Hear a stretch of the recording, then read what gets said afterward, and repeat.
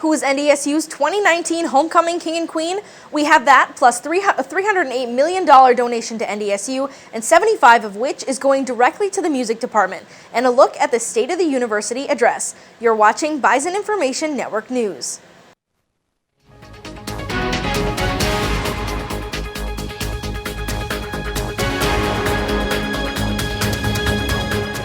NDSU students have selected their 2019 Homecoming King and Queen.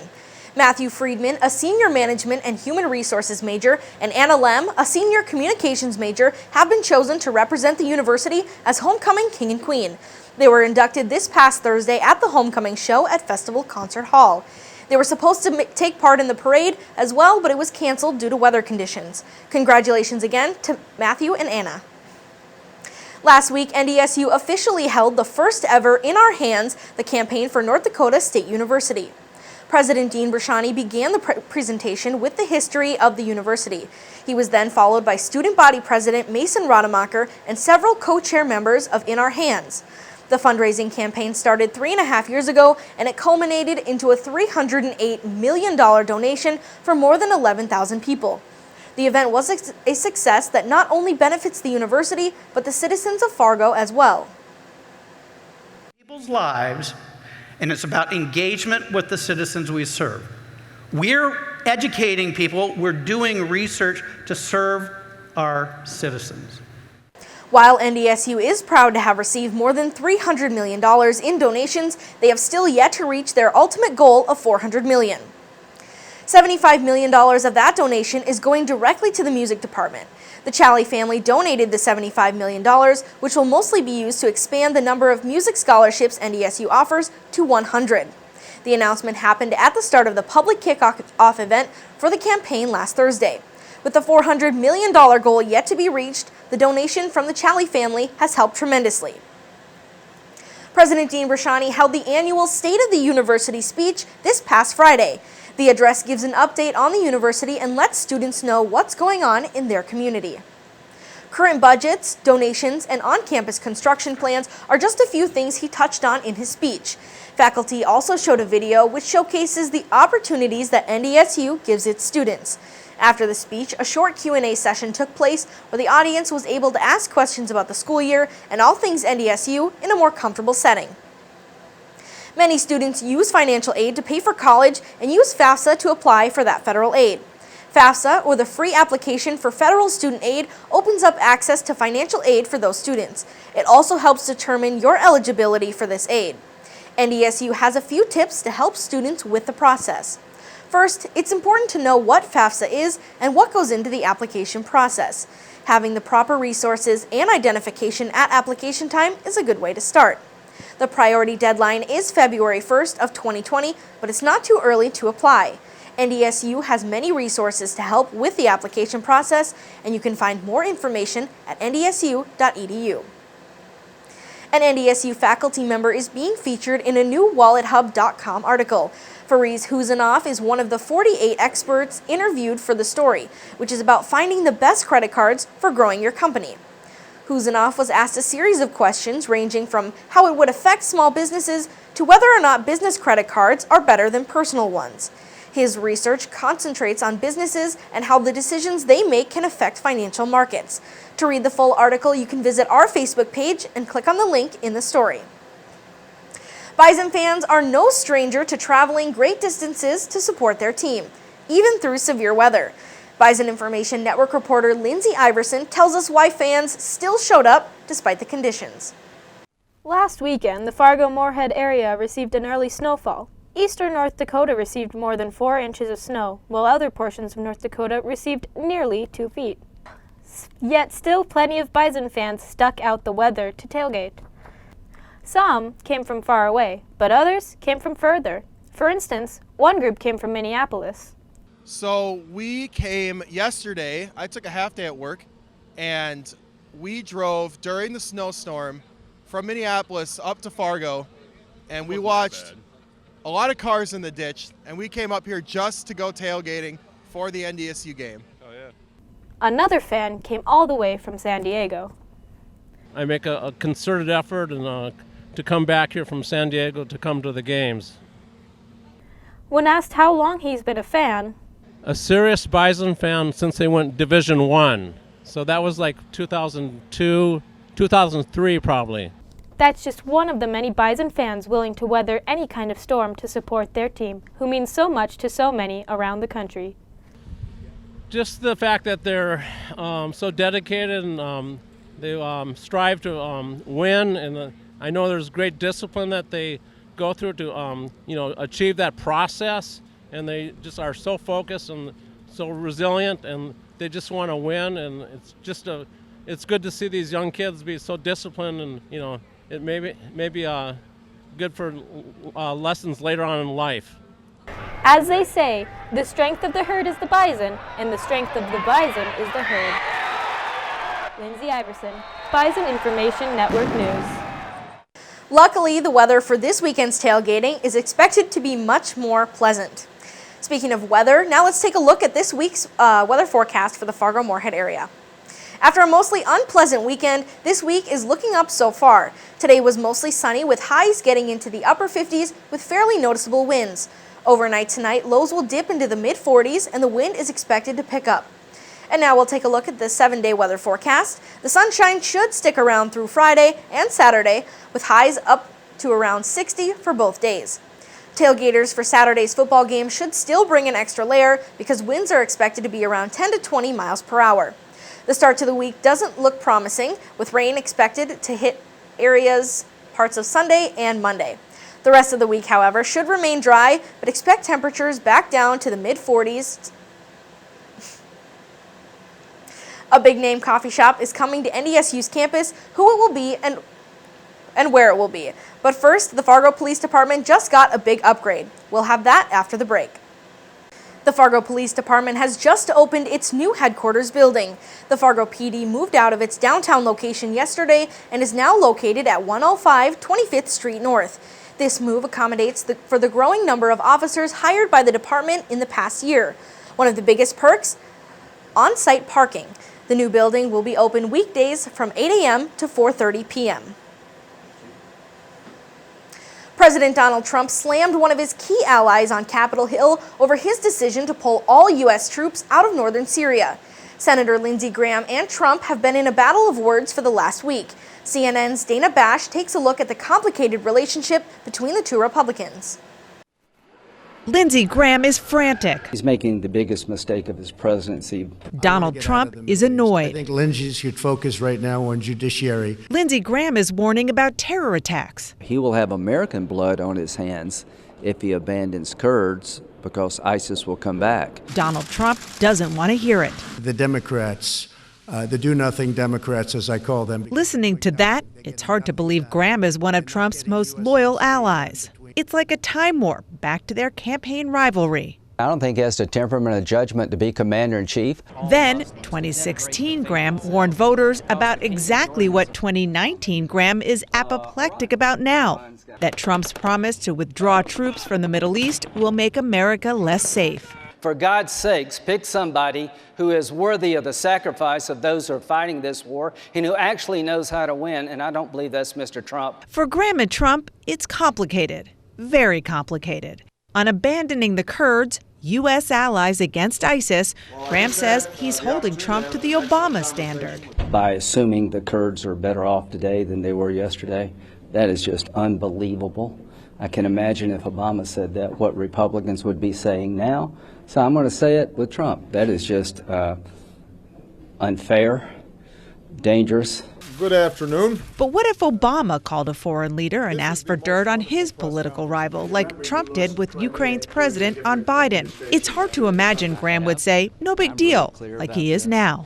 This phone call is a nothing burger. In fact, Graham is still staunchly defending Trump. Thank you very much. Been a good hearing. Even using his powerful role as Senate Judiciary Chairman to backstop the president against the House Democrats' impeachment inquiry. I can do two things at once. But that's not how the president seems to see it. He ought to find out about what happened with Comey. Senator, what is the president's mood today? Trump seems almost disoriented that Graham is not singularly focused on settling scores against Democrats. What happened with President Obama? What happened with Brennan? That's what Lindsey ought to focus on. That's what the people of South Carolina want him to focus on. It's not about me and him.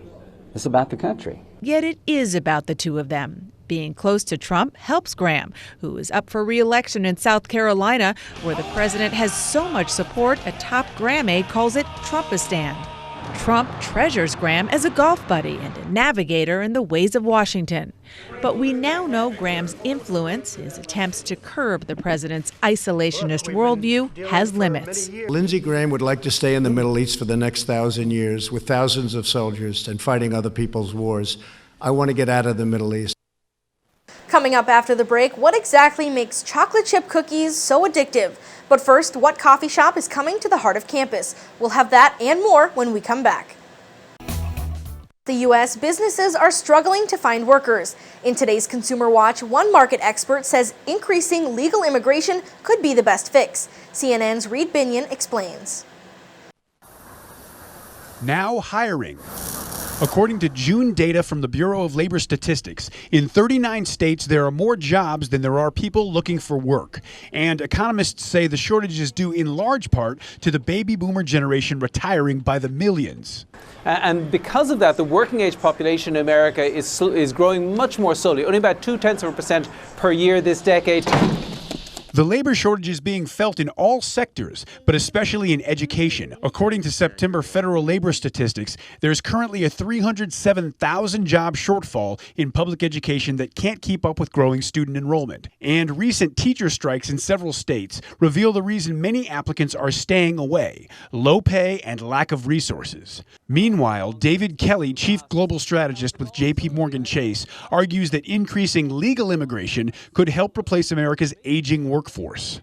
So what you need to do, in fact, over the next decade is increase immigration, maybe from 1 million a year to 2 million a year. If you did that, you could actually grow the working age population. He also suggests making 3-year college degrees more available and even delaying eligibility for Medicare benefits to retirees by 1 year until the age of 66. For Consumer Watch, I'm Reed Binion. If you love coffee and are an NDSU student, then we have some good news for you. NDSU is getting a Caribou Coffee, which will be located in the Memorial Union. On November 1st, the Union Coffee Shop will close at 2 p.m. and renovations on the new Caribou will begin November 4th. The Union Coffee Shop will move downstairs to the food court and will still serve all of their menu items until Caribou is ready to open. The grand opening of Caribou Coffee is January 14th, which is the first day of the spring semester. You love them and you just can't resist them. But why? It takes a lot of self-control to turn down a chocolate chip cookie. Well, have you ever wondered why? Reed Binion explains in today's Health Minute. Warm, gooey, fresh out of the oven chocolate chip cookies. Is there anything that can make you salivate more? Well, there may actually be a scientific reason for that drool. Research suggests that the ingredients in chocolate chip cookies not only create a perfectly harmonious flavor, but they also blend to create a perfectly addictive treat. One of the main ingredients, sugar, is shown to induce cravings and can trigger some of the same addictive responses as cocaine. And using a traditional recipe, each cookie could have about 2.5 teaspoons of sugar, not to mention the high-fat hit from the creamy butter. Then, of course, there's the chocolate, which contains small amounts of a compound that triggers the same parts of your brain as the addictive ingredient in marijuana, THC. But beyond the science, there's the emotional attachment. For many of us, the smell or sight of chocolate chip cookies can conjure up memories from a place or time long ago. Maybe it's grandma's kitchen or a birthday party. Whatever the reason, there's no denying that these treats are deliciously addictive. For today's Health Minute, I'm Reed Binion. After the break, Isaac Dienison has our Bison Sports Update. Yeah, and actually, I don't do this very often, but I actually have a kind of overarching theme to my sports block today. Be sure to pick up on it when we come back. Homecoming week may have ended with snow, but at least the football game lived up to its top 10 billing. For one half, at least. Bison versus Panthers. Let's play some homecoming football. NDSU got the ball first, and the opening drive belonged to Phoenix Sproles. Look at him lay out for a first down here, and then he goes and takes the top off the defense. Get you a receiver who can do it all. A 36-yard dime from Trey Lance puts the Bison up early. They then line up in their swinging gate formation, and James Hendricks takes the direct snap. He's in for two. It's 8-0 Bison. Later in the first quarter, check out this ridiculous catch from Christian Watson. Lance puts the pass up. Watson gets the foot down. It's 15-0 NDSU. 18-7 later. Tyler Hoosman of UNI will take the handoff coming up here, and he's going to lunge into the end zone for a short touchdown. It's just 18-14 at the halftime break. However, the start of the second half would set the tone for the rest of the game. Here comes a big hit in your picture. Josh Hayes forces a fumble. Marquise Bridges recovers. And a few plays later, Lance, off play action, finds Noah Gindorf wide open. There's no one near him. His 5th catch of the year, his 5th touchdown. All he does is catch touchdowns. 25-14 NDSU. It's 32-14 later when Adam Cofield takes the handoff, and he's going to bust one loose from 37 yards out, makes a cut here to the outside. That would just about seal it. 46-14 is the final score. Lance had nothing but praise for the guys blocking for him up front. They don't take the foot off the gas, and obviously with great backs like Adam, Ty, Dimitri coming back, just making a lot of plays, and it's just fun. It's just a lot of fun to work with those guys, and obviously the offensive line takes care of business. A lot of good things happen. After 4 straight games against ranked teams, the Bison get to play an unranked team this weekend. The Missouri State Bears are looking for just their 2nd win of the season in the Trees Bowl at the Fargo Dome. Kickoff time is 2:30. We'll have highlights and reaction coming next week. Former NDSU quarterback and Super Bowl champion Carson Wentz played in Minnesota for the first time in his career Sunday. It was a bit of a homecoming for Wentz, as Minneapolis is the closest he can get to playing near his alma mater and hometown. All told, Wentz completed 65% of his passes for 306 yards and a pair of highlight reel caliber touchdown passes. However, Minnesota did win 38-20 and sent Philadelphia to 3-3 on the season.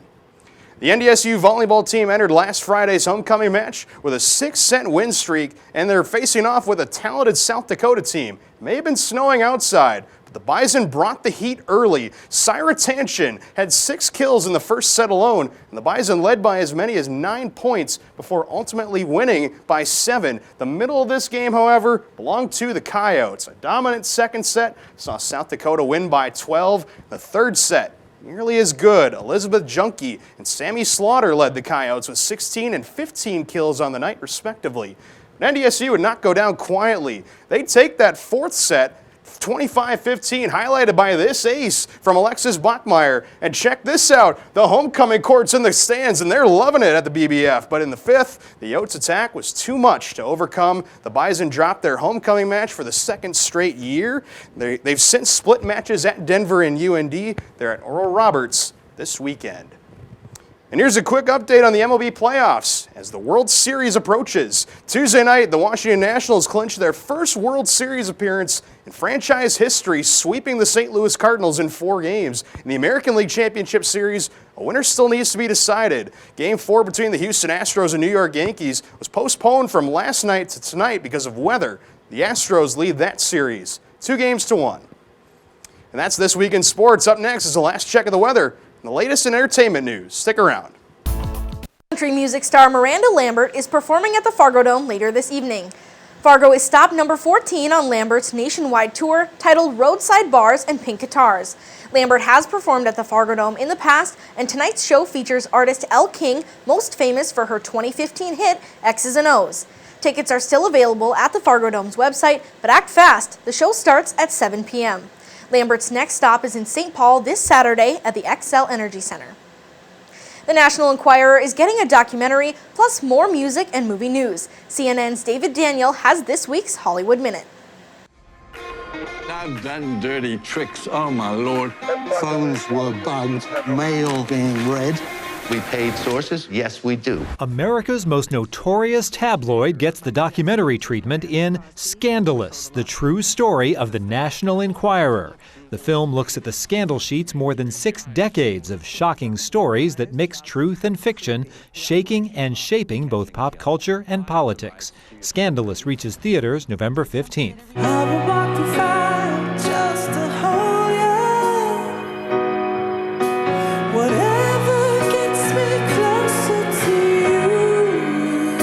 Not your usual Adam Lambert video. The flamboyant singer's latest clip is a black and white live session video, no visual or audio augmentation, for Closer to You from his new EP, Velvet Side A. This is what it could sort of look like. Ryan Reynolds is seeing things. The actor is set to star in Imaginary Friends as a man who can see and talk with other people's forgotten phantom pals. John Krasinski is on board to write, direct, produce, and star with Reynolds in the fantastical comedy, which has been the subject of a studio bidding battle. Stay tuned. In Hollywood, I'm David Daniel. Let's have one last check of the weather for this weekend. For tomorrow and Saturday, expect highs in the low 60s and sunny skies, and it's looking like good weather for tailgating on Saturday. Sunday and Monday, however, look to be more rainy, but that rain on Sunday should come out later in the day. After Monday, the rest of the week, the rain should slow down, but it doesn't look like we'll be seeing highs above 50 for the time being. Starting on Tuesday, we should begin to see temperatures peaking in the mid to low 40s through the end of next week. Don't like the end of that forecast, but I really like being outside earlier today. Can't wait for the weekend with the 60s in the forecast. Love to see it. Yeah, I didn't even have to wear a jacket today. Thanks for watching this edition of Bison Information Network News. Be sure to check us out on our social media pages and catch us back here next week for more Bison news. Have a great night, everyone.